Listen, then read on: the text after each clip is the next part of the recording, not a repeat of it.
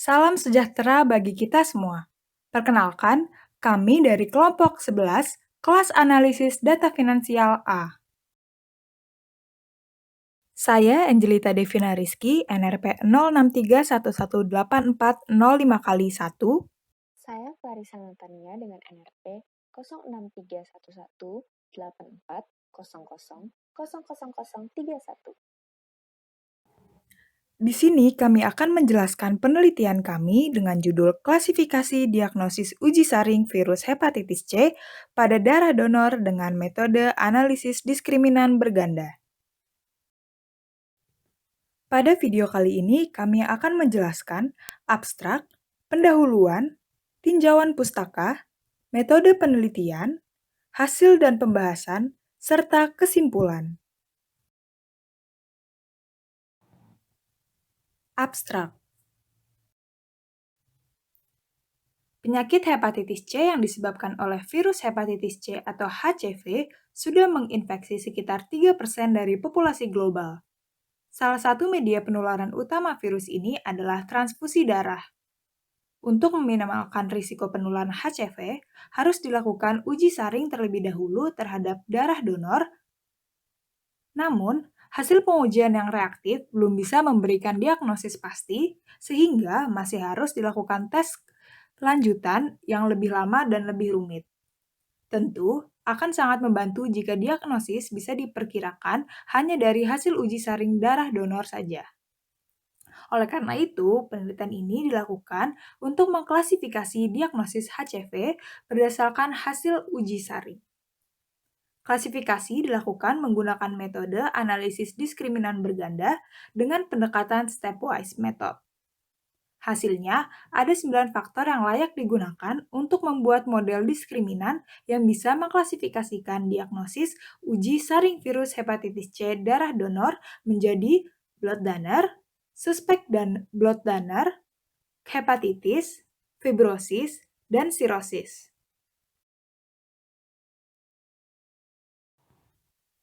Lanjut ke pendahuluan. Hepatitis C adalah penyakit hati yang disebabkan oleh virus hepatitis C atau HCV. Sekitar 170 juta orang di dunia terinfeksi HCV, yang artinya kurang lebih 3% dari populasi global. Penyebab penularan HCV yang paling sering adalah melalui jarum suntik yang dipakai bergantian oleh pemakai narkoba dan transfusi darah tanpa penyaringan atau screening. Penularan HCV ini menjadi salah satu risiko utama pada transfusi darah. Padahal, transfusi darah merupakan salah satu bagian penting dari pelayanan kesehatan modern yang dapat menyelamatkan jiwa pasien dan meningkatkan derajat kesehatan. Palang Merah Indonesia telah melakukan pemeriksaan hepatitis C pada setiap kantong darah donor. Bila hasil pemeriksaan tersebut reaktif, maka kantong darah tersebut tidak dipergunakan atau dimusnahkan. Uji saring darah donor ini dapat menurunkan risiko ketularan HCV. Meski demikian, sampel darah reaktif tidak serta-merta memastikan donor terinfeksi HCV. Maka, perlu dilakukan tes lanjutan untuk memastikan pendonor benar terinfeksi. Tes darah juga memiliki kelemahan, yaitu tidak cukup jelas memverifikasi tingkat keparahan HCV. Sehingga, tes lanjutan juga berfungsi untuk mengetahui tingkat kerusakan hati pendonor.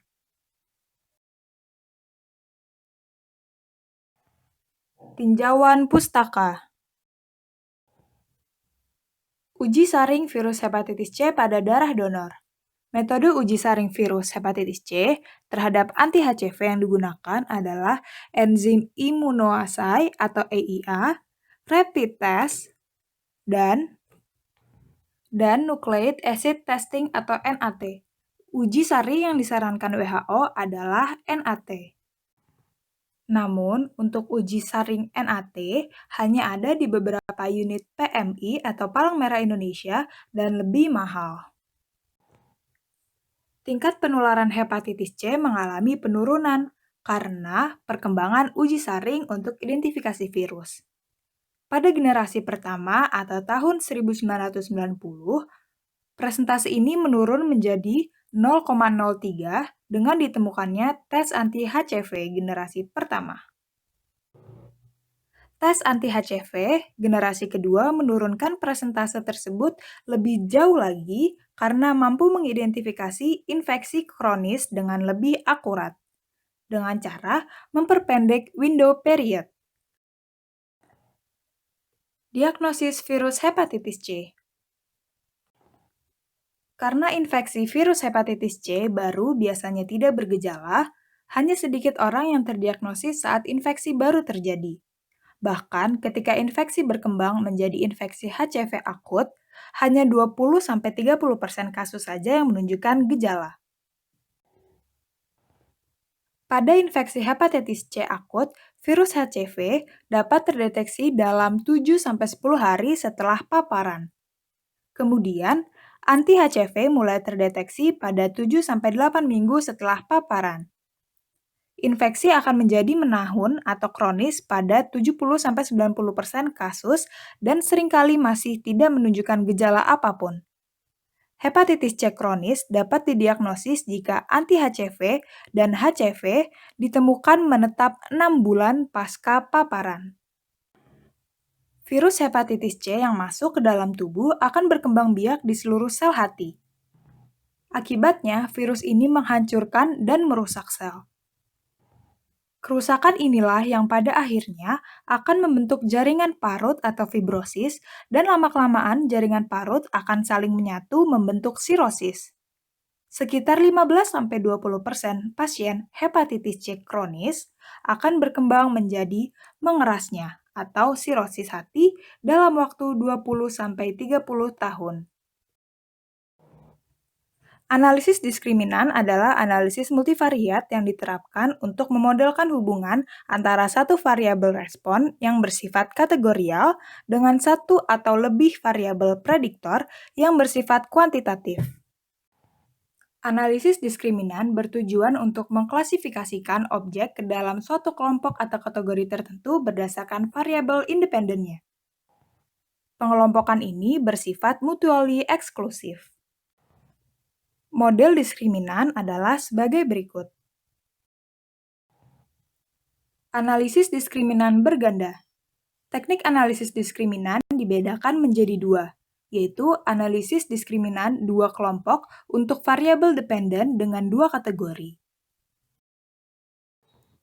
dan analisis diskriminan berganda untuk variabel dependen yang memiliki lebih dari dua kategori. Dalam analisis diskriminan berganda, jika ada K kategori dalam variabel dependen, diperlukan model diskriminan sebanyak K-1. Berbeda dengan model diskriminan dua kategori, pada model diskriminan berganda, cutting score tidak lagi dapat digunakan sebagai kriteria dalam memprediksi keanggotaan setiap objek. Cara lain yang digunakan adalah dengan melihat pada territorial map. Yang kedua adalah dengan canonical discriminant function.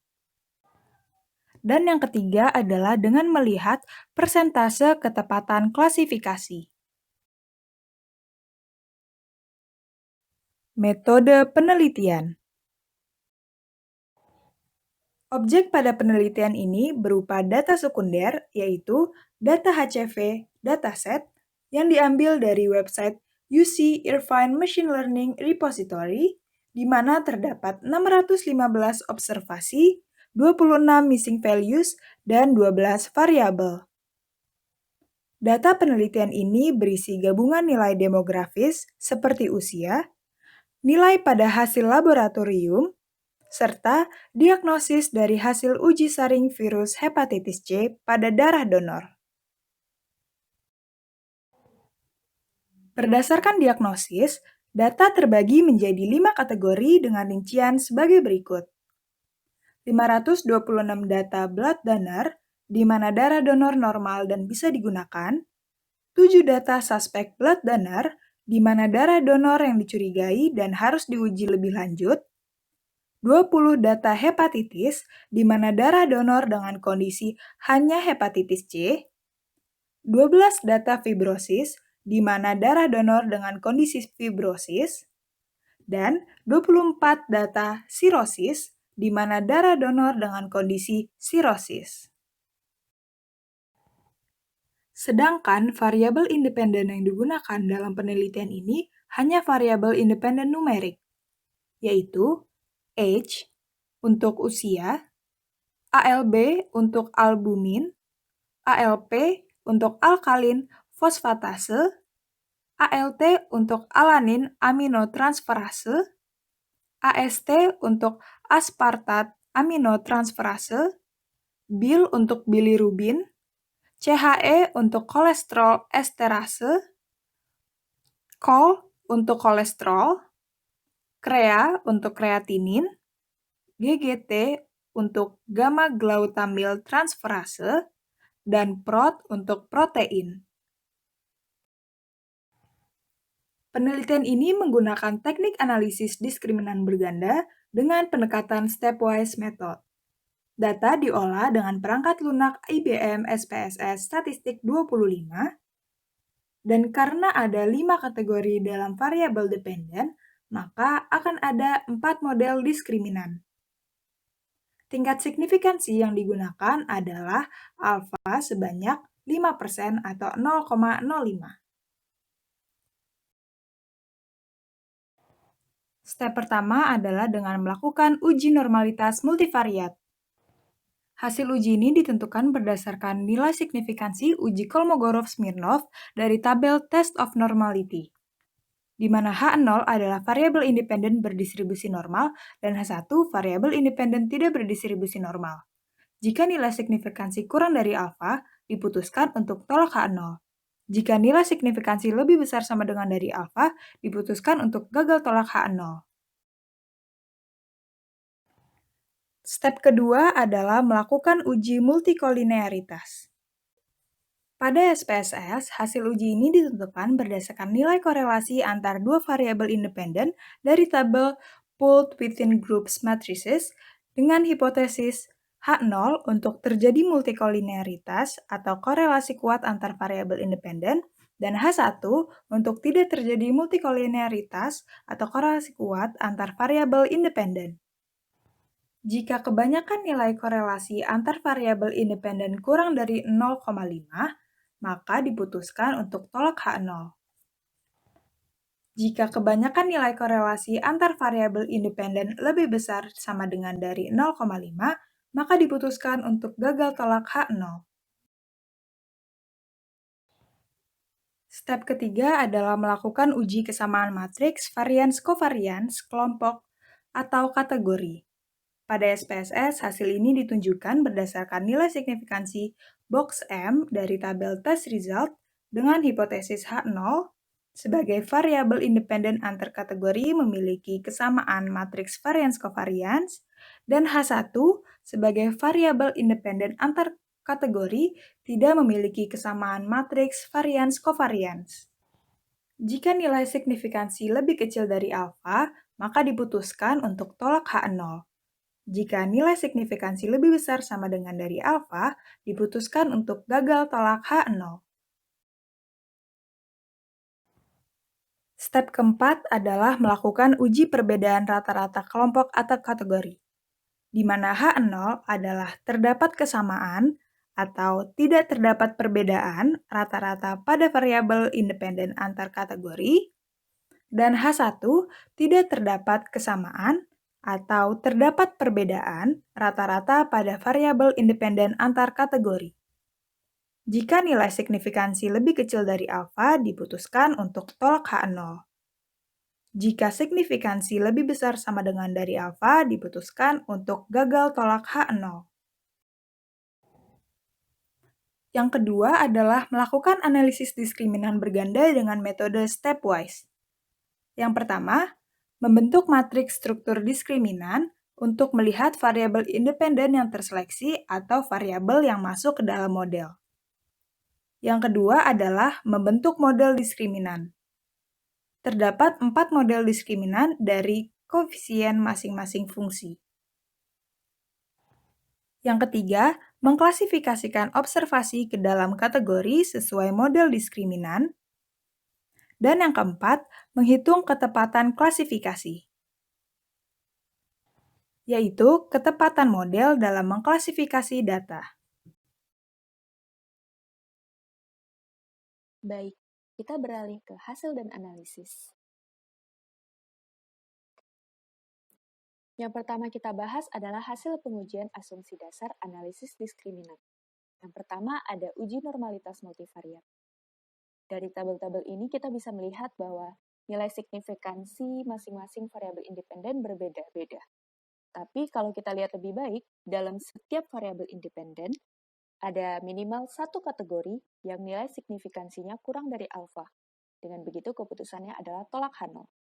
Jadi bisa dikatakan bahwa satu kategori dalam variabel independen ini mewakili variabel independen tersebut.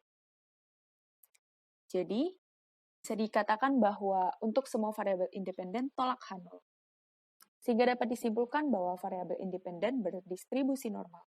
Artinya, asumsi normalitas multivariat terpenuhi dan analisis ini dapat dilanjutkan.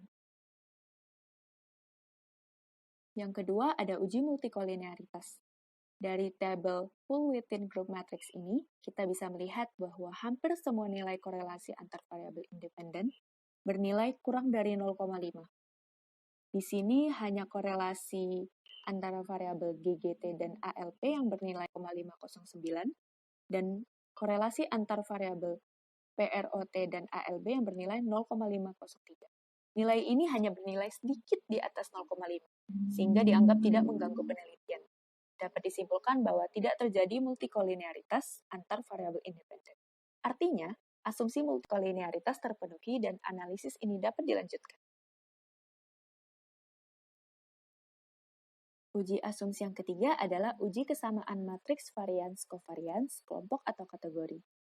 Dari tabel test result uji box M ini, dilihat bahwa nilai signifikansi adalah 0, yang bernilai kurang dari alfa atau 0,05.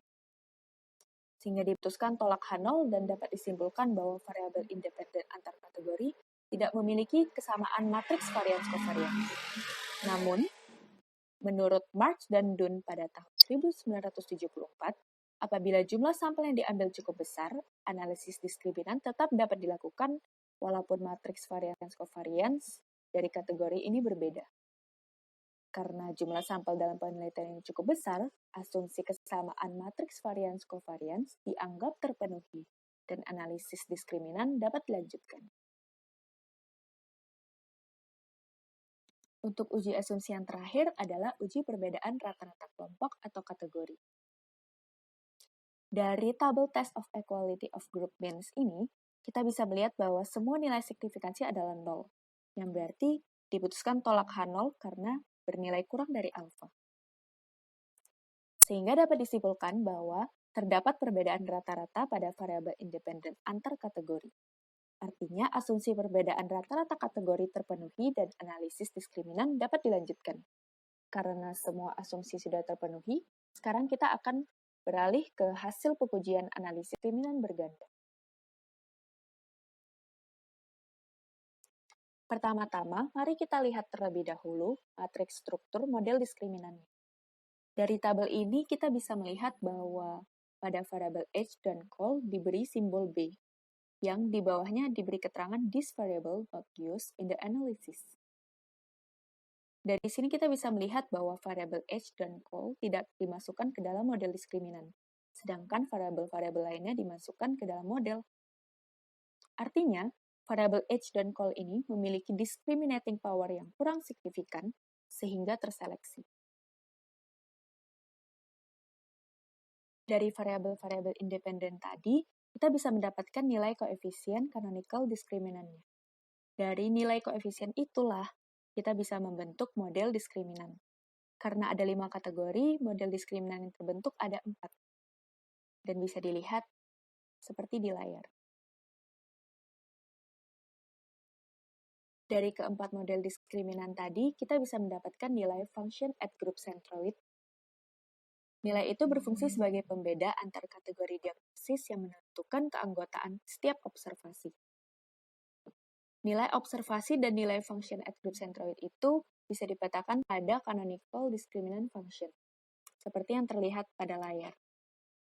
Di situ kita bisa melihat bahwa setiap observasi memiliki teritorialnya masing-masing. Bisa dilihat bahwa hampir semua observasi berada di teritorialnya masing-masing. Hanya ada beberapa observasi yang melenceng atau keluar dari teritorialnya. Nah, terakhir kita bisa melihat ketepatan observasinya, yaitu ketepatan model dalam mengklasifikasi data. Berikut adalah tabel hasil klasifikasi. Dan kesimpulan akhirnya, dapat dilihat bahwa 95,6% dari 596 data darah donor telah dimasukkan pada kategori yang sesuai dengan data semula. Artinya, karena nilai ketepatan klasifikasi ini lebih dari 50%, dapat dikatakan bahwa model diskriminan yang telah dibentuk dan map teritorial yang telah dibuat sudah layak untuk membedakan kelima tingkatan diagnosis darah donor. Kesimpulan. Dari hasil penelitian, diperoleh 9 variabel independen yang signifikan membedakan kelima tingkat diagnosis darah donor.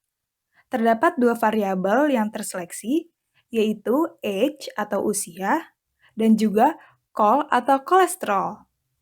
Maka, ke-9 variabel tersebut adalah ALB, ALP, ALT, AST, BIL, CHE, CREA, GGT, dan juga PROT atau protein. Berdasarkan hasil analisis dan pembahasan, pengklasifikasian dengan menggunakan metode analisis diskriminan berganda menghasilkan nilai ketepatan klasifikasi sebesar 95,6%. Nah, dari nilai ini dapat disimpulkan bahwa metode analisis diskriminan berganda layak digunakan dalam pengklasifikasian diagnosis uji saring virus hepatitis C darah donor. Sekian presentasi dari kami, kurang lebihnya mohon maaf. Terima kasih.